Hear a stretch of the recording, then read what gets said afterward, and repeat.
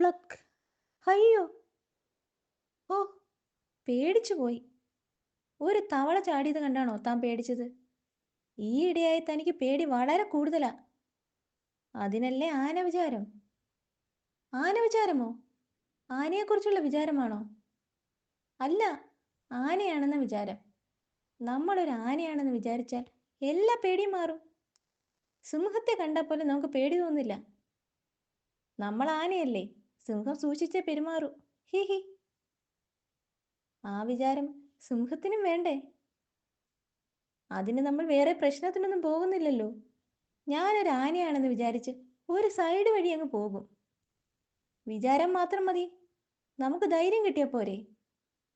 ചിഹ്നം വിളിക്കണോ? ദേ, ഒരു പുലി വരുന്നു. പോത്തിന് പൊതുവെ പുലിയെ പേടിയാ. പക്ഷെ ഞാൻ ആന വിചാരം വിചാരിക്കും. ഞാൻ ആനയാണ്, ഞാൻ ആനയാണ്. കണ്ടോ? അതോടെ എനിക്കൊരു ധൈര്യം കിട്ടി. പുലിതേ ആ വഴി പോയി. എന്റെ ഭാവം കണ്ടിട്ടാ. ഈ വിദ്യ കൊള്ളാം അല്ലേ സൂത്ര? ഞാനും ആന വിചാരം സ്റ്റാർട്ട് ചെയ്യാൻ പോകുന്നു. നിന്നെ ഞാൻ തുമ്പിക്കൈ കൊണ്ട് ചുഴറ്റിയെറിയും.